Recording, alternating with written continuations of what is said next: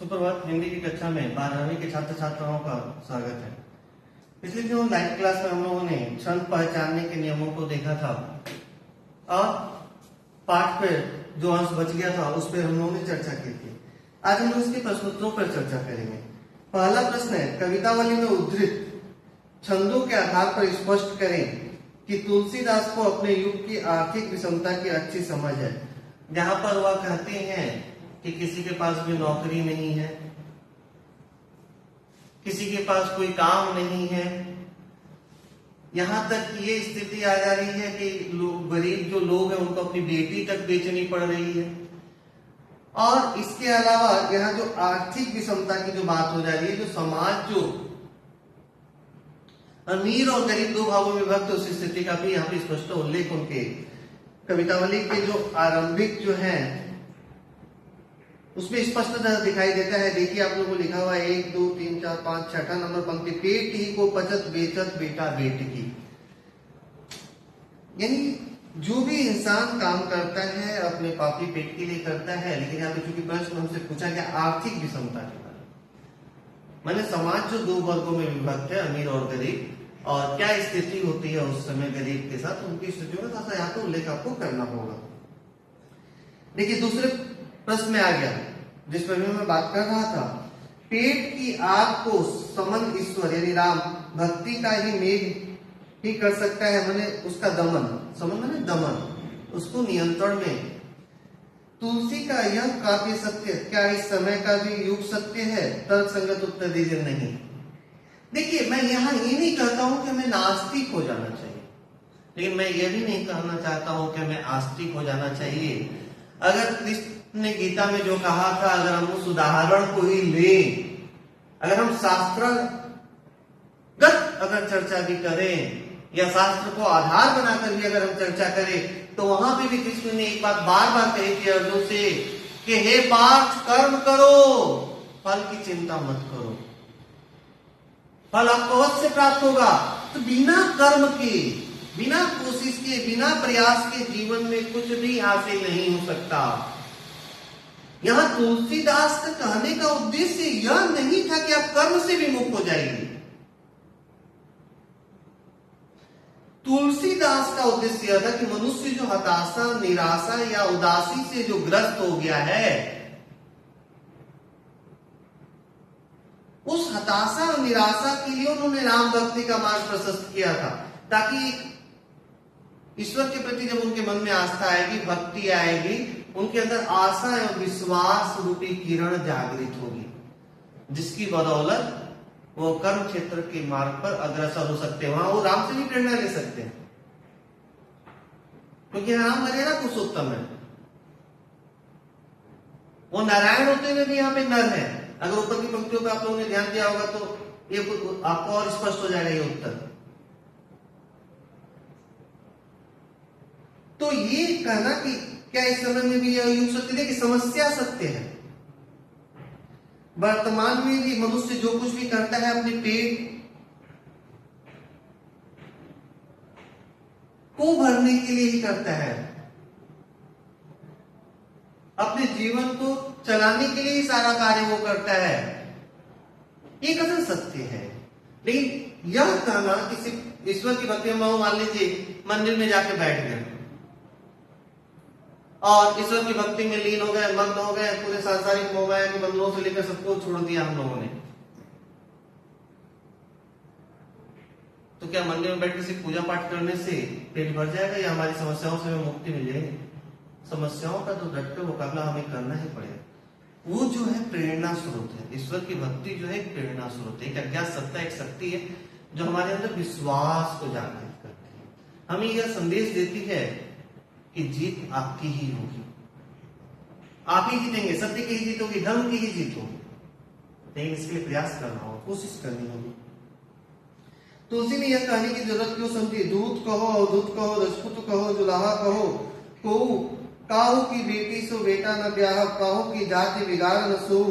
इस सवैया में काहू की बेटा सो बेटी न ब्याह कहते तो सामाजिक अर्थ में क्या परिवर्तन आ जाता है?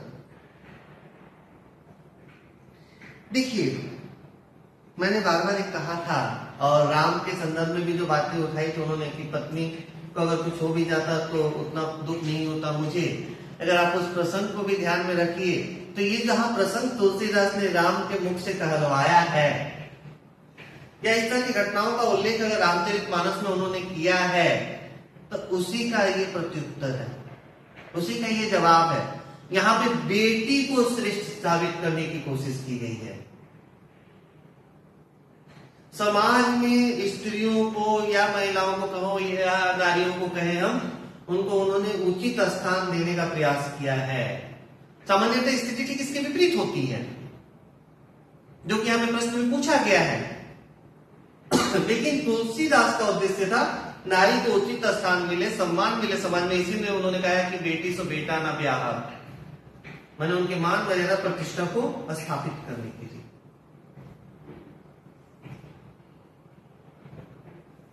तो इसीलिए समझे, तो यहाँ तो परिवर्तन है, तो सामाजिक अर्थ में क्या परिवर्तन आता, तो जो परंपरागत चली चीजें आ रही थी तो वही तो हो जाता।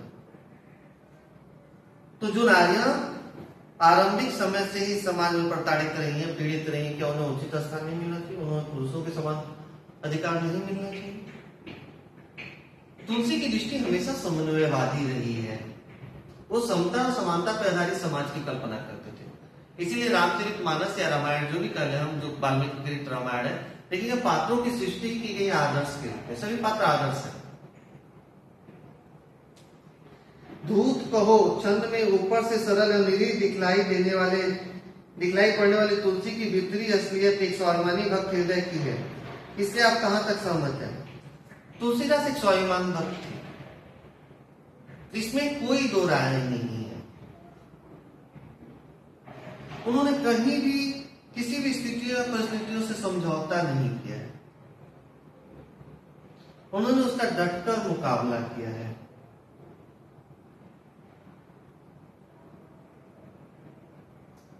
और जो ऊपर के संदर्भ में मैंने कहा था, प्रश्न के संदर्भ में कि समन्वय और समानतावादी जो है समाज में एक समान स्थिति सबकी हो, समता और समानता पर आधारित समाज हो, इसके लिए उन्होंने प्रयास किया। जो व्यक्ति जात पात छुआछूत ऊंच नीच नारी को सम्मान दिलाने की बात कर रहा है तो स्वाभिमानी व्यक्ति नहीं, क्योंकि ये सभी चीजें उन्हें पसंद नहीं थी। वह इन सभी चीजों में परिवर्तन लाना चाहते थे, जो रूढ़िवादी या वैडम्बरताएं जो हमारे समाज में व्याप्त थी।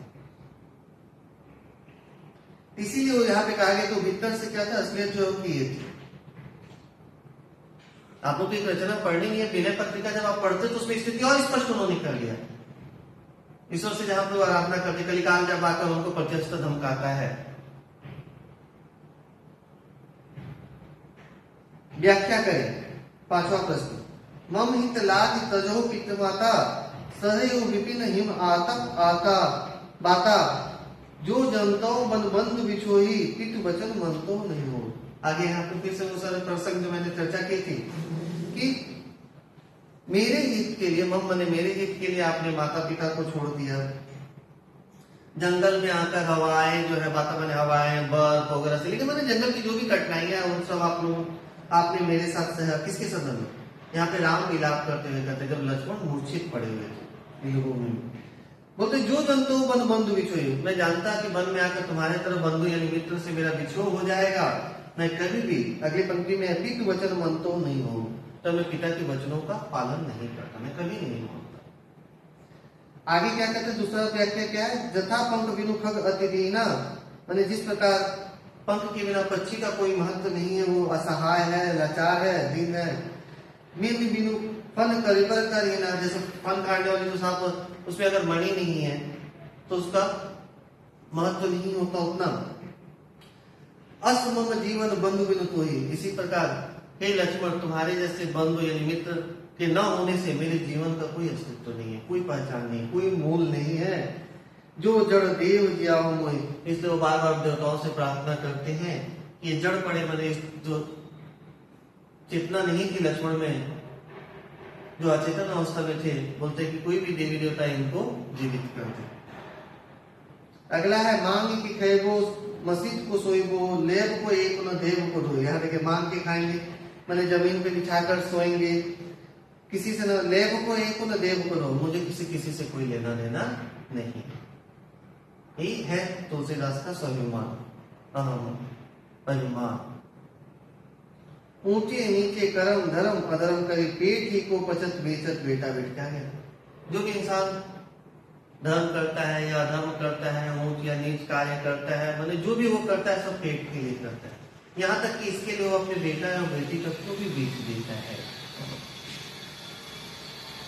छठा प्रश्न है, रात शोक में हुई राम की दशा को कवि ने प्रभु की नर लीला की अपेक्षा सच्ची और मानवीय अनुभूति के रूप में रचा है। क्या आप इससे सहमत है? हाँ। इस प्रश्न से मैंने बार बार आप लोगों से कहा है कि यहाँ पे राम कहीं भी नारायण नहीं है। राम यहाँ पे जो है एक नर है, सामान्य मनुष्य के रूप में है। और जैसे एक सामान्य मनुष्य अपने के बिछड़ने पर दुखी होता है या प्रलाप करता है, उसी स्थितियों से यहाँ पर राम भी गुजर रहे हैं। शोकग्रस्त माहौल में हनुमान के अवतरण को करोड़ रस के बीच वीर रस का आविर्भाव क्यों कहा गया है? क्योंकि जैसे ही हनुमान की वहां पे उपस्थिति होती है, हनुमान का आगमन होता है, जो एक हताशा और निराशा के भाव पूरी वानर सेना पर राम के साथ साथ छा गई थी या देखने को मिल रही थी, उसमें एक जोश, एक उत्साह की लहर दौड़ पड़ती है कि अब लक्ष्मण जो है मूर्छा से उठ पड़ेंगे और पूरा एक जो शोक का वातावरण जो पूरे राम की सेना पर थी वह हट जाएगी। जनु अवध कौन मुंह लाई, नारी हेतु प्रिय भाई गवाई, बरु अपजस सहतु जगमाही, नारी हानि विशेष क्षति नाही। इसी प्रसंग के संदर्भ में ऊपर की पंक्ति आप लोग याद कीजिए, जहां वो कहते हैं बेटी को बेटा सा ब्याह। मैंने अपनी बेटी की शादी मुझे किसी के बेटे से नहीं कर दिया। मैंने कहा ना कि यहाँ पे नारी को उचित मान सम्मान दिलाने के लिए उन्होंने, क्योंकि इस जगह तो उन्होंने कहा है ना, राम को मुझसे तो ये कहलवाया है कि अगर मेरी पत्नी को कुछ हो भी जाता तो मुझे उतना दुख नहीं होता, मुझे उतना तकलीफ नहीं होता। राम जैसे एक मर्यादा पुरुष ऐसे कैसे कर सकते हैं? लेकिन क्योंकि वह एक सामान्य मनुष्य के रूप में है, एक सामान्य मनुष्य की जो मानसिकता होती है उसी के रूप में यहाँ पे तुलसीदास ने उसे ये कहलवा दिया था, या रामायण में वाल्मीकि ने कहलवाया है। तो इन्हीं कथनों को फिर से ठीक करने के लिए उन लोगों ने बार बार क्या किया, स्त्री का जो मान सम्मान है उससे भी समान जो अधिकार मिलना चाहिए उसके लिए बाद में प्रयास किया है। तो यहां पर भी देखिए कह रहा है कि भाई के शोक में डूबे राम के इस प्रलाप वचन में स्त्री के प्रति कैसा सामाजिक दृष्टिकोण संभावित है, जो उनमें पुरुषों के समान समान अधिकार प्राप्त नहीं था। उस समय के समाज में भी स्त्रियां जो शोषित थी, पीड़ित थी, समाज में उनका कोई अस्तित्व नहीं थी, उनकी कोई पहचान नहीं थी। तो राम के इस कथन से भी उनकी इसी दृष्टिकोण का पता चलता है, या समाज के इसी दृष्टिकोण का पता चलता है जिसका खंडन तुलसीदास ने किया है। या अंततः जाकर वो कहते कि पर शरीर धर्म नहीं भाई, क्योंकि उससे पहले उन्होंने कहा था कि ढोल गवार सुध पशु और नारी सब ताड़न के अधिकारी। तो अपनी इन्हीं कथनों को काटने के लिए, अपनी इन्हीं कथनों को गलत साबित करने के लिए उन्होंने इन सारे प्रसंगों का फिर से उल्लेख किया था।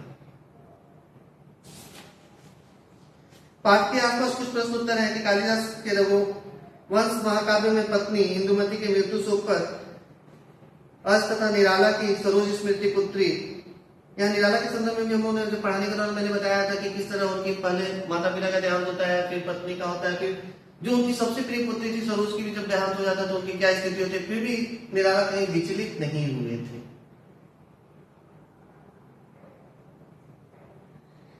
फिर यहाँ दूसरा प्रसंग है, पेट ही को पचत बेचत बेटा बेट की तुलसी के युग का ही नहीं, आज के युग का भी यह सत्य। हाँ, आज के वर्तमान समय में भी ऐसी स्थितियां कई जगहों पे देखने को मिल जाती हैं, जहां माँ बाप अपने परिवार का भरण पोषण करने के लिए अगर उनकी 2 संतानें हैं या 3 संतानें हैं तो किसी न किसी एक संतान को वो लोग बेच देते हैं। ये वर्तमान में भी प्रासंगिक है। भुखमरी में किसानों की आत्महत्या और संतान को भी बेच डालने की हृदय विदारक घटनाएं हमारे देश में घटती रही हैं और आज भी घटती है। सिर्फ घटती रही नहीं, आज भी घट रही है, वर्तमान में भी घट रही है। वर्तमान परिस्थितियों और तुलसी के युग की तुलना करें, स्थितियों में कुछ खास परिवर्तन नहीं आया है। कहने के लिए हम लोग आधुनिक हो गए हैं, 21वीं सदी के मनुष्य कहलाते हैं, लेकिन जैसी स्थिति वर्तमान में हमें देखने को मिल रही है, तो हम यहाँ यूं कह सकते हैं कि प्राचीन से बहुत ज्यादा परिवर्तन किसान या मजदूर से लेकर जो निम्न तबके के जो लोग हैं उनके जीवन शैली में नहीं आई है। यही सच्चाई है। तो हम यूं कह सकते हैं कि आज भी तुलसीदास ने जो भी कथन कहा है या उनकी जो रचनाओं में तथ्य उभर कर सामने आए हैं वो आज भी प्रासंगिक है, सत्य। तुलसी के युग की बेकारी के क्या कारण हो सकते हैं? आज की बेकारी की समस्या के कारणों के साथ उसे मिलाकर कक्षा में परिचर्चा करें। बेरोजगारी की समस्या लेकर आप लोग कई निबंध लिखते हैं, कई बार इस पर चर्चा होती है, क्या कारण है? इसके कई कारण हैं। सबसे पहले तो है जनसंख्या वृद्धि, दूसरी है अशिक्षा, फिर रोजगार के संसाधनों का हमारे देश में उपलब्ध न होना भी एक बहुत बड़ी समस्या। ये कई मूलभूत 3-4 कारण मैंने आप लोगों के सामने भी चर्चा के लिए कहा है। इसके अलावा बहुत सारे कारण हैं।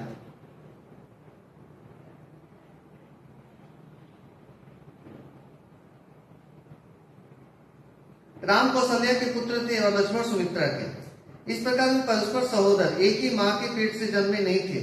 फिर भी राम ने उन्हें लक्ष्य कर ऐसा क्यों कहा? मिले ही न जगत सहोदर भ्राता।